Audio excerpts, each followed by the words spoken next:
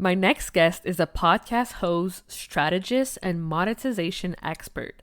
She helps podcasters use their podcast in a strategic way in their business so they have continuous leads and make passive income without overwhelm and exhaustion. Please welcome Anne Claessen from the Podcast Babes.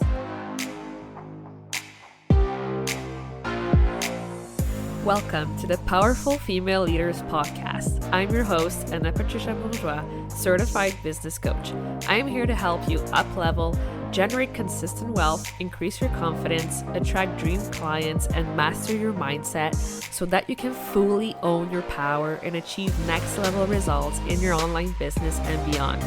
Every week, a powerful conversation will take place with amazing guests, or I'll share from my experience to help inspire you to start and scale the business of your dreams while being powerfully you.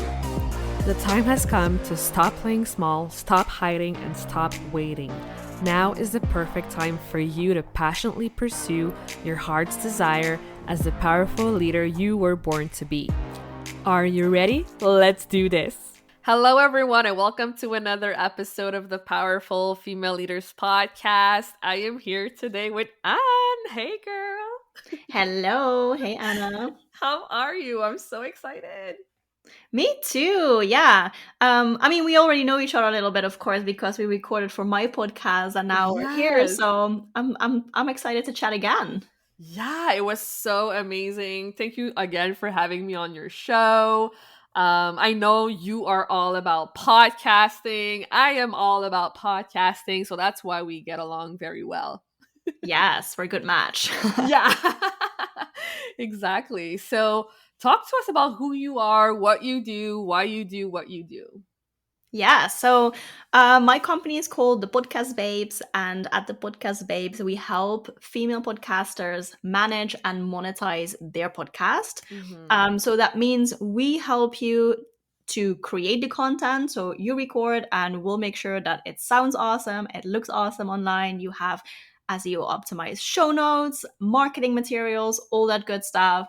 And then I think it's also really, really important to monetize a podcast at some point so that you won't be just putting money, time, and effort into it with like quote unquote no return, or sometimes it feels like no return.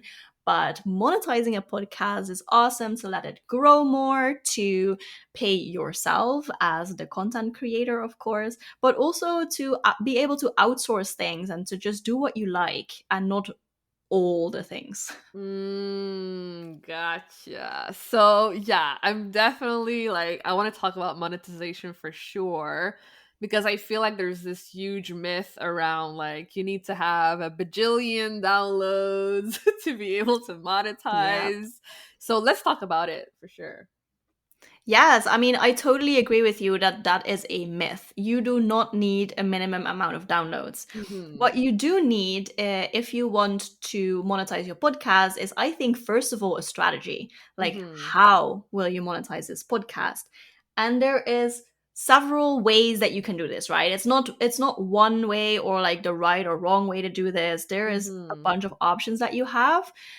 So when you monetize a small audience, the probably most profitable way to do that is to sell your own products or services, especially when you're a coach or a service provider and you already have these things, like you already have offerings, and you can do that on the podcast. Like, you can offer these things on the podcast. That is probably the quickest way to make money podcasting.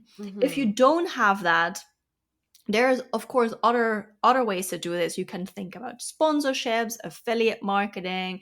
You can create a membership or paid content that people pay for.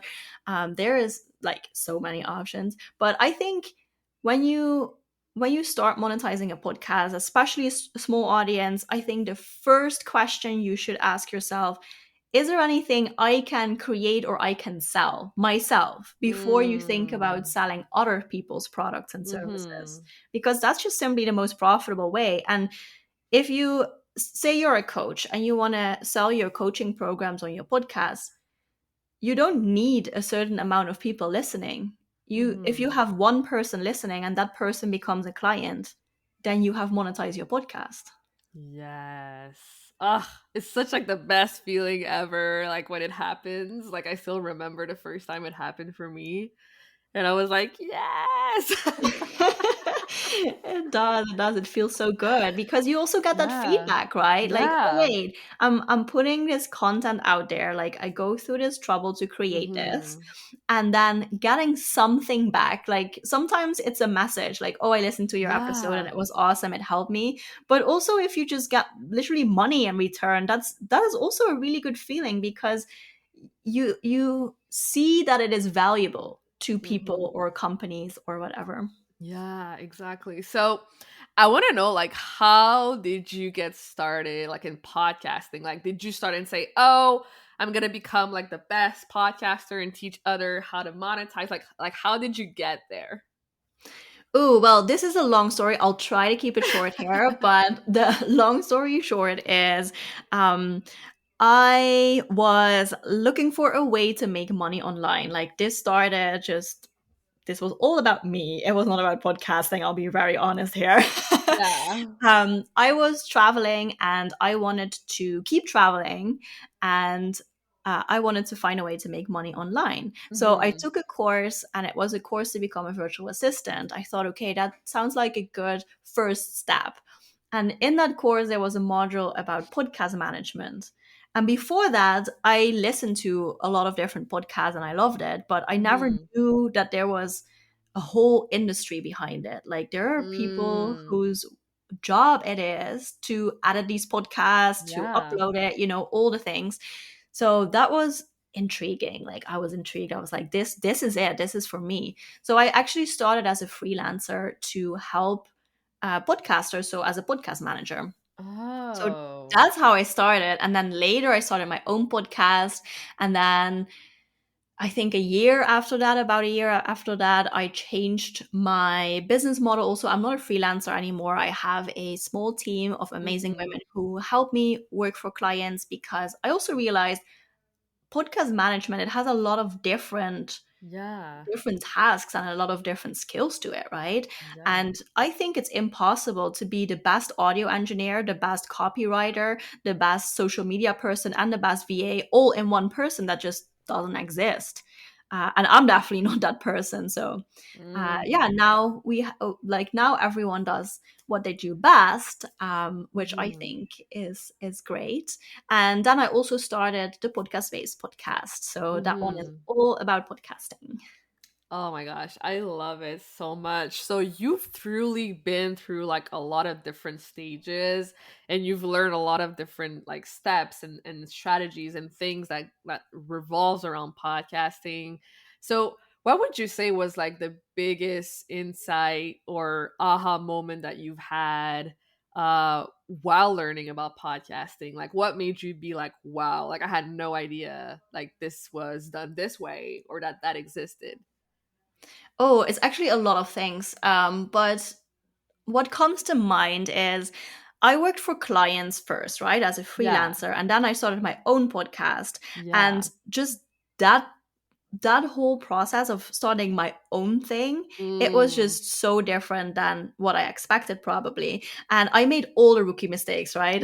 Which is Yeah. probably good because I mean, I made these mistakes, so now I can tell our audience about it. So, one Mhm. of the classic mistakes that I made, and a lot of podcasters do this, is Mhm. at first, when I started my podcast, everything was new and exciting and like shiny object, Mhm. right? So, Yeah. um, the first, I think, 5 episodes, everything was amazing and super cool. And then after about 7 episodes, I saw my downloads go down a little Yeah. bit Yeah. because it was not as new anymore.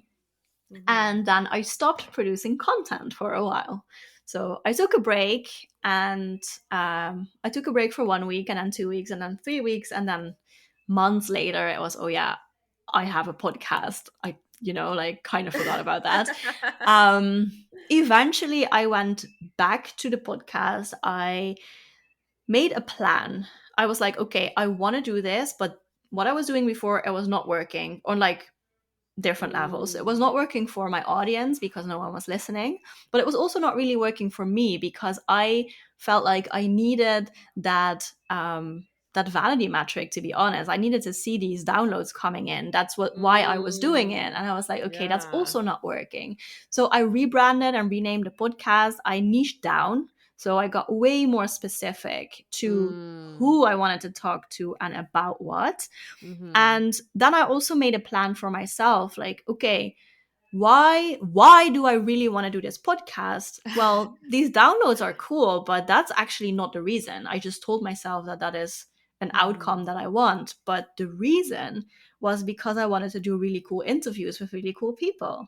Mm. So at that Yeah. time I was like, okay, that is what I want to do, then I'm just going to focus on that. So I told Yeah. myself I will not make the same mistakes as before. So I'm going to record a few interviews. I will make sure that I have kind of a backlog of content so that I don't have to Yes. stress to create Mm-hmm. content. And I'll just keep producing this, enjoy it, like enjoy the ride, enjoy the process, and Yes. then we'll see what happens. And I thought, what would be really cool?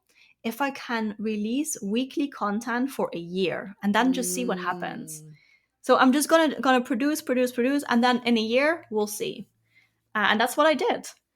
Amazing. Oh my gosh. Like I can relate to so many things you're saying.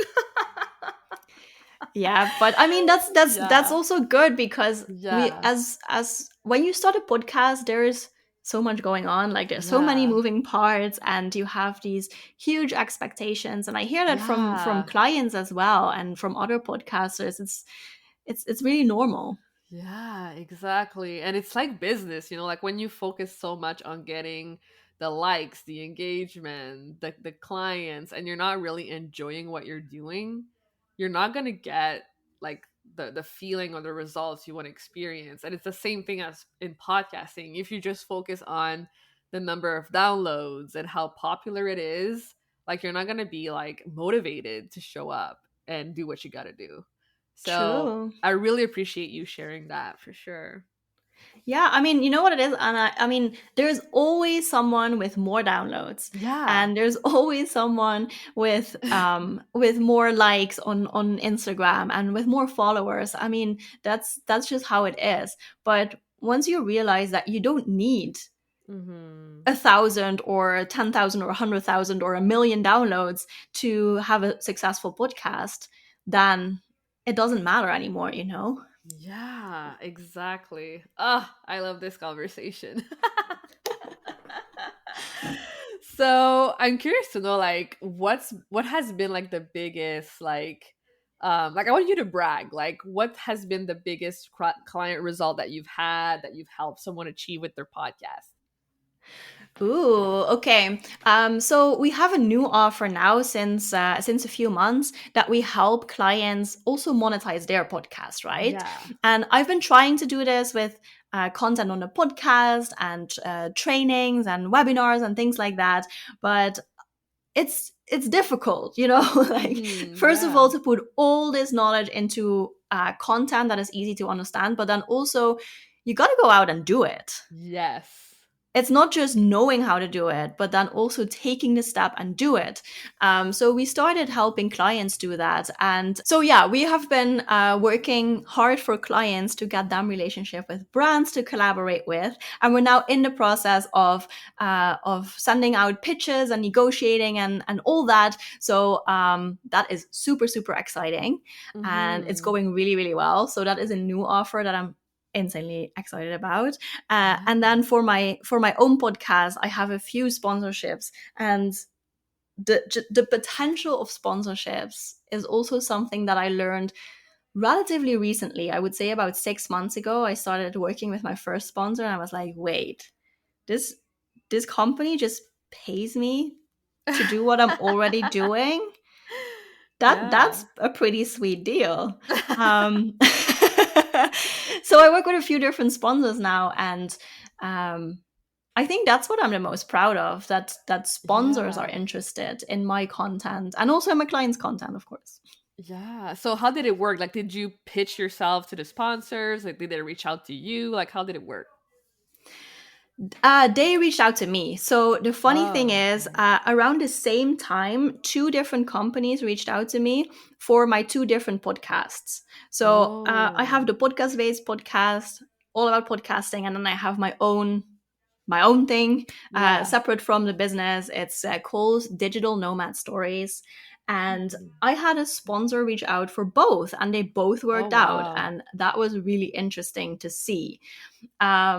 And then actually for Digital Nomad Stories, I have several sponsors who reach out, which sounds a little bit braggy, but it's true. It is what it is. Yeah. There are companies who find my website, which is very SEO optimized, by the way. So that's how they find it. And they sent me an email Mm. like, "Hey, we want to collaborate with you. Can we jump on a call and discuss things?" And then I do that. I Mm. negotiate a deal, and that's how it goes. And then the next email comes in. So um I have done some pitching, but I not too much, to be honest, because I have made sure Mhm. that people can just find the podcast really, really easily. That's the key. Yes. And then also next step I would say is know what it's worth. Yeah. There's nothing wrong, I think, with starting low in sponsorships. I mean, and by low I mean like charging relatively low fees, but Mhm. also increase your pricing often, Mhm. soon, before you think you're ready. Like my second sponsorship, I just before I send out the proposal, I just um added $100. I was just Mhm. like, okay, this feels safe, so I'll just add 100 and then we'll Mhm. see what happens. And they said yes. Like, wasn't even Amazing. negotiation. They said yes. So then next Yeah. time I went a little bit over that, like every time there's a new sponsor, I would say raise your prices until you get a lot of no's, and then maybe you're too expensive. But before that happens, just Mm. keep raising prices. I love it. Ah, yes. Amen.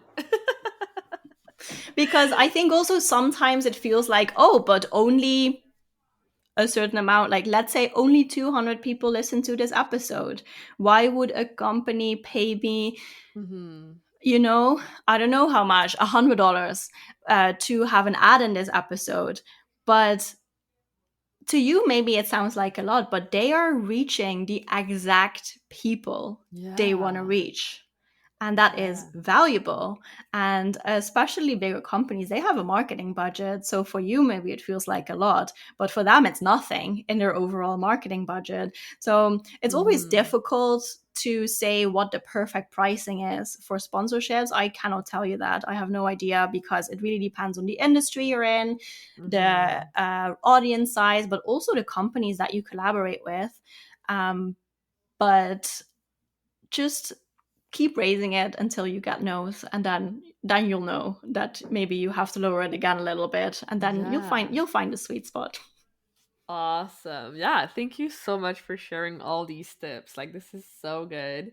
And what would you say to someone that like wants to start their podcast but like maybe like English isn't their first language, like they have this language barrier and they're shy and they're not sure like how to start, where to start. Like what would you tell them? Oh, good question. It is scary to start a podcast. I Mhm. mean, if English is your first language or it's not, like for me, it's not. I'm not a Mhm. native English speaker, which you probably already knew by Mhm. now.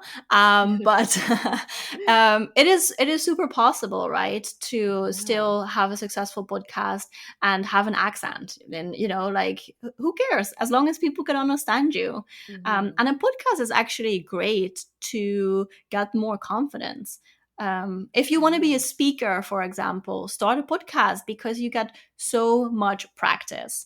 Mhm. And you just gotta do it. You just gotta start and record something, publish it without without checking it again, and just letting it live online, maybe.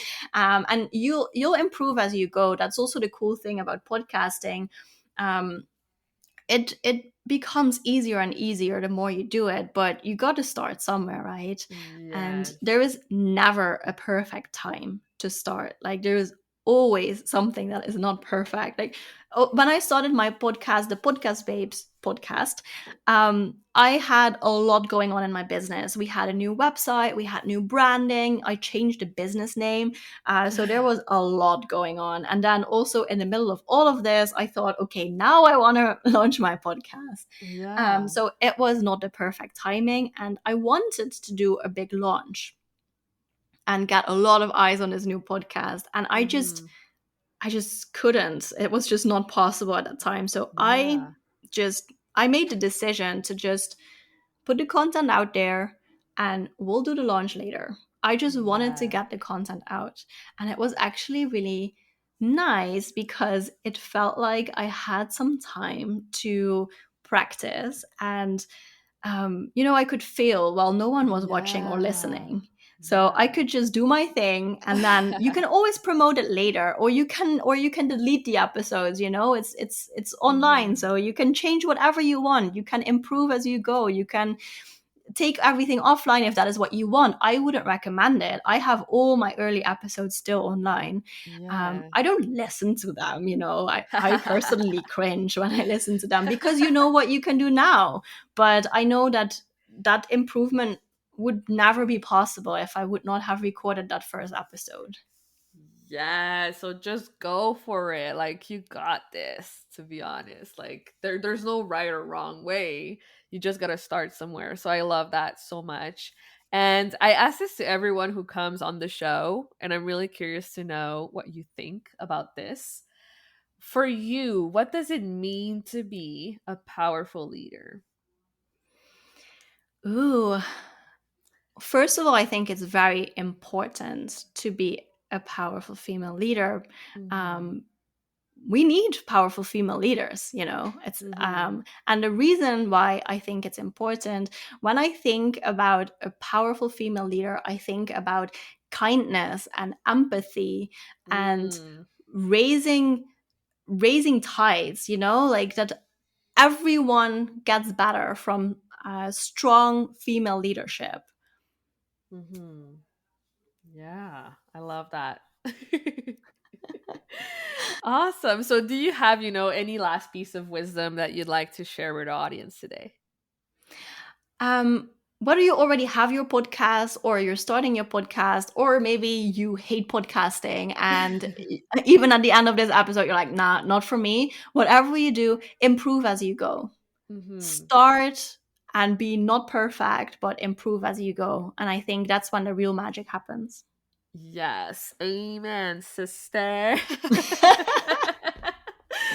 So, where can people go to connect with you online?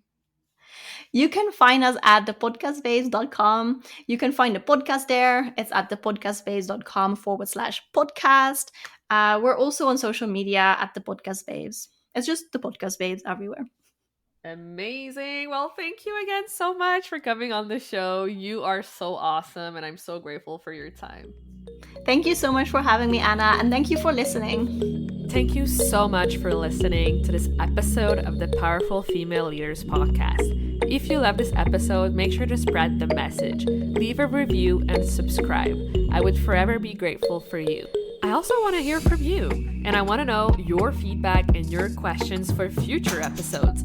So don't be shy, say hi, and send me a message at Powerful Female Leaders Podcast on Instagram.